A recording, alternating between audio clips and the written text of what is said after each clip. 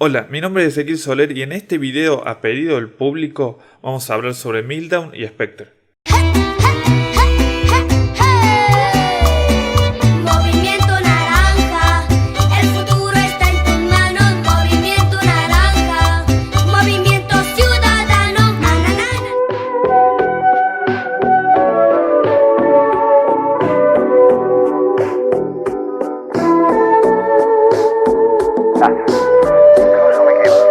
Así es, muchos usuarios me han escrito a través de Twitter pidiéndome que haga un video sobre este tema. Yo siempre doy la explicación de que tardo bastante en editar los videos y en poder subirlos. Por eso la verdad que Meltdown cuando explotó no pude hacer nada. Pero dada la insistencia y llegando un poquito bastante tarde, vamos a hablar un poquito sobre estas dos vulnerabilidades. Pero vamos a tratar de verlo desde el punto de vista técnico y voy a intentar explicar de qué se trata estos agujeros de seguridad que tenemos ahora en los microprocesadores. Y bueno, ¿qué querés que te responda? Desde ya no es nada fácil explicarlo y tampoco es algo fácil hacer este tipo de ataque. El principal problema es que se trata de un ataque al hardware y ya de por sí es una vulnerabilidad muy grave porque el hardware no se puede actualizar repentinamente y rápidamente, sino que hay que esperar un tiempo. Es por eso que el ataque está considerado como serio y ya vamos a hablar más adelante sobre cómo se va a mitigar. Yo acá justamente tengo los dos papers, ¿no? El de Meltdown y el de Spectre, están totalmente detallados, tienen muchísima información técnica. Este problema surgió y ya se venía hablando hace mucho tiempo sobre esta vulnerabilidad, sobre todo la de los microprocesadores Intel, y bueno, llegó un momento en el que se publicó y nos enteramos todos y pasó a ser parte de la prensa, que como siempre le dio un tratamiento un poco discutible al tema, ¿no? Por eso en este video vamos a tratar de entender de qué se trata. Escuchen y aprendan. Por un lado tenemos a Meltdown, que solamente afecta a los microprocesadores Intel. ¿Cuáles? Prácticamente todos. Yo acá tengo una lista de todos los microprocesadores Intel y ha afectado a prácticamente todos los microprocesadores que he tenido en mi vida. Y cuando te digo todo es todo.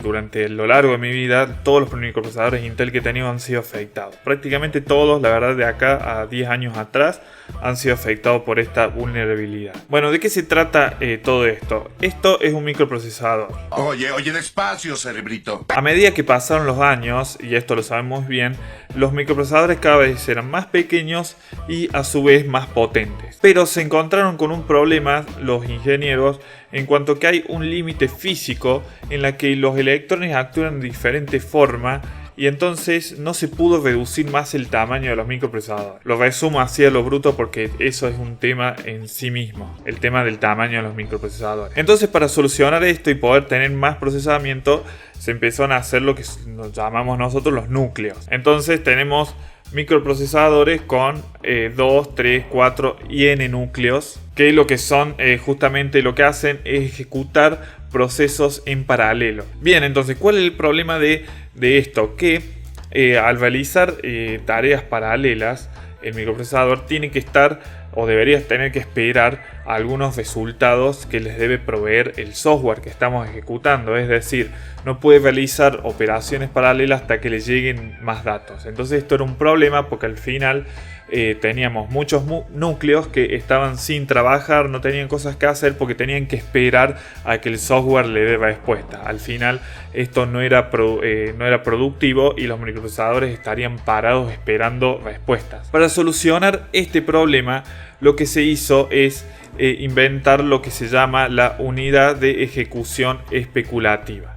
¿Qué corno pasa ahí? ¿Qué hace la unidad de ejecución especulativa? Algunos lo llaman como una mini inteligencia artificial, evidentemente no lo es, sino que podríamos decir que es una unidad de heurística. Es decir, por heurística lo que va haciendo es tratar de adelantarse a los procesos futuros sabiendo que es muy probable que se ejecuten y ya los tiene resueltos. Todo este código previamente ejecutado se guarda en el caché del microprocesador. Y ahí es en donde está el problema de Meltdown. Cuando nosotros ejecutamos un software en nuestra computadora, su código puede estar en 3 distintas partes de nuestra computadora. Puede estar en el disco duro, en la RAM o justamente en el caché, que era del que hablábamos anteriormente. Ahora, el ataque de Meltdown lo que es justamente un ataque de tiempo, lo que se llama Time Attack, que lo que se hace es medir la respuesta de ejecución de nuestro código. Entonces, si yo quiero hacer un ataque, lo que hago es medir el tiempo que demora en responderme a la hora de ejecutar un código. Los lenguajes de programación actuales pueden medir de forma muy precisa el tiempo en nanosegundos. Entonces, si yo ejecuto un código y obtengo una respuesta rapidísima, quiere decir que mi código está en el caché. Si la respuesta es más lenta, quiere decir que mi código está en la RAM, y si es mucho más lenta, quiere decir que mi código está en el disco duro.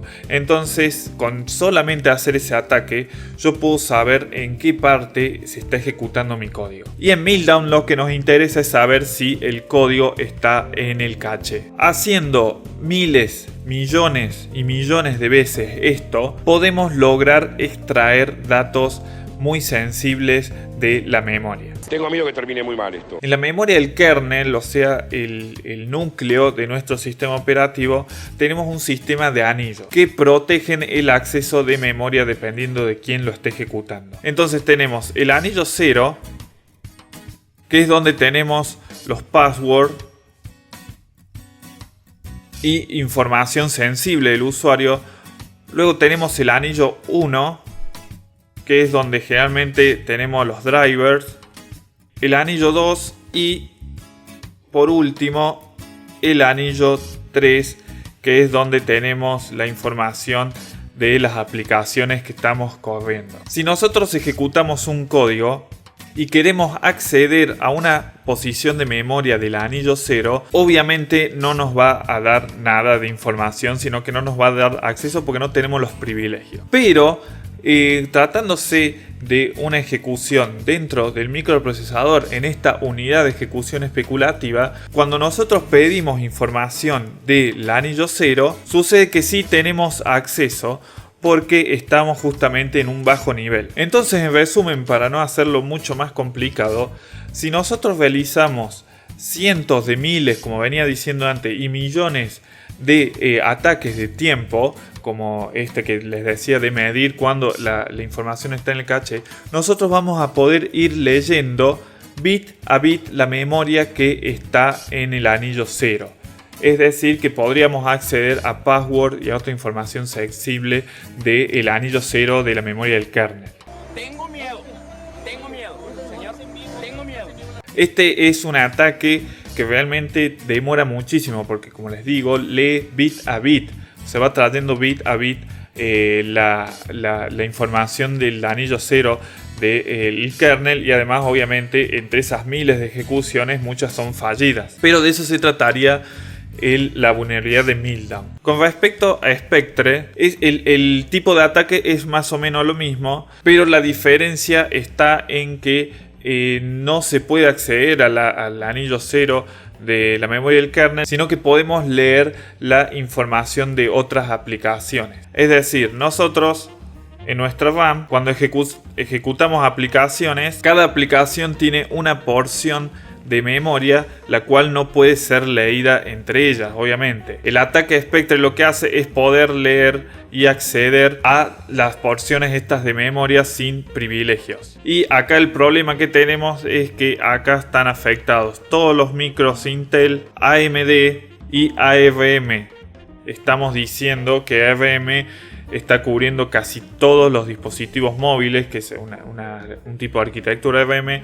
AMD, todos los microprocesadores que se han hecho con AMD, y todos los microprocesadores Intel. ¿Por qué? Porque este es un problema de arquitectura de microprocesadores. Para que esto sea corregido, por lo menos tenemos que esperar a que evolucione la arquitectura de los microprocesadores, que no va a tardar menos de 10 años hasta que sea totalmente reemplazada por la tecnología actual que tenemos. ¿Qué va a ser? La vida es así. Existió una paranoia con respecto a esto de, sobre todo de Intel, si se trataba de una puerta trasera que había dejado a propósito Intel para sus microprocesadores, para que puedan ser explotadas, por ejemplo, para organizaciones como la MSA y el mismo FBI. Bueno, a mí me parece que está totalmente errado. Yo no creo que esto haya sido algo adrede.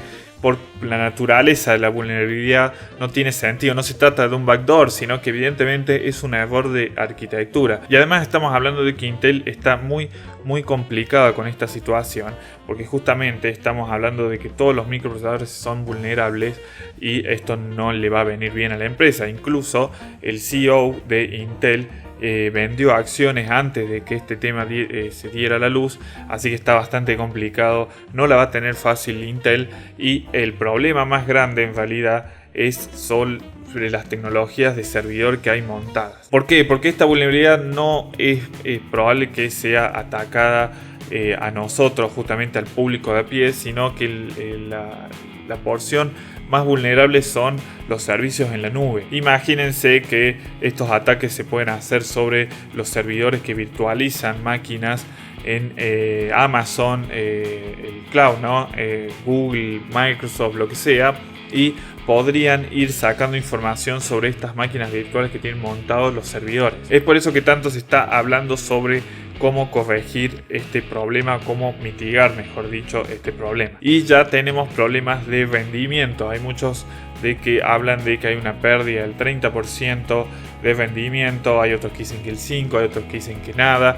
La verdad que desde el punto de vista lógico, obviamente va a haber pérdida de rendimiento, porque lo único que se me ocurre de mi humilde punto de vista es que va a haber que controlar lo que hay en el caché y refrescar todo el tiempo la información en el caché para evitar que sea leída por el atacante. Entonces obviamente estás afectando al sistema en general y a la rapidez de los procesos. También se anda diciendo que afecta al rendimiento de los videojuegos, lo cual yo no creo que sea muy disparatado, porque si bien un videojuego corre por gran parte por el GPU, también el CPU se encarga de hacer operaciones, y si le estás afectando la unidad de ejecución especulativa en esos procesos, obviamente va a haber bajas de rendimiento en el videojuego. No digan que lo que yo estoy diciendo es polémico. La cosa es que la historia da para mucho, la verdad. Como les digo, es una vulnerabilidad difícil de poder ejecutar, no es tan fácil. Y no es que la gente va a andar bajándose un programita y va a robar las contraseñas a las personas a través de este problema de BinLaw o Spectre, pero sí sigue siendo obviamente un tema que hay que considerar, hay que tener cuidado y que has explotado en el mundo de la seguridad porque es muy difícil de corregir. Una de las cosas que estuve leyendo también es que Chrome y los distintos browsers van a anular esto de que podamos medir en nanosegundos con JavaScript, y esto es para evitar justamente esa lectura de tiempo en la demora de la ejecución de un código, y así evitar que el atacante sepa en dónde está ubicado nuestro código, si en el disco duro, en la memoria RAM o en el caché. Mientras tanto, a cruzar los dedos. Bueno, no sé si me he explicado con el tema de esta vulnerabilidad. Como les digo, es difícil de explicar. Los ataques de timing son realmente complejos, requieren de mucha paciencia, justamente porque, como les digo, la lectura se hace de bit a bit. Si un atacante quisiera sacar una contraseña, tal vez estaría días atacando el microprocesador para poder lograr obtener una porción de la memoria del anillo 0 del kernel. Así que de por sí no son ataques fáciles de explicar y de ejecutar. Si te gustó el video, le podés dejar un like, y si querés recibir notificaciones sobre los próximos videos que voy a subir, te podés suscribir y hacer clic en la campanita, si te va a avisar YouTube cuando se le da la gana si subí un video nuevo. Me podés seguir también en mis otras redes sociales que van a salir en pantalla. Nos estaremos encontrando en el próximo video. Hasta la próxima. En las colas la gente se agruparon y a las nubes los precios se elevaron. Pronto todas las cosas escaseaban, solo líos y grescas abundaban.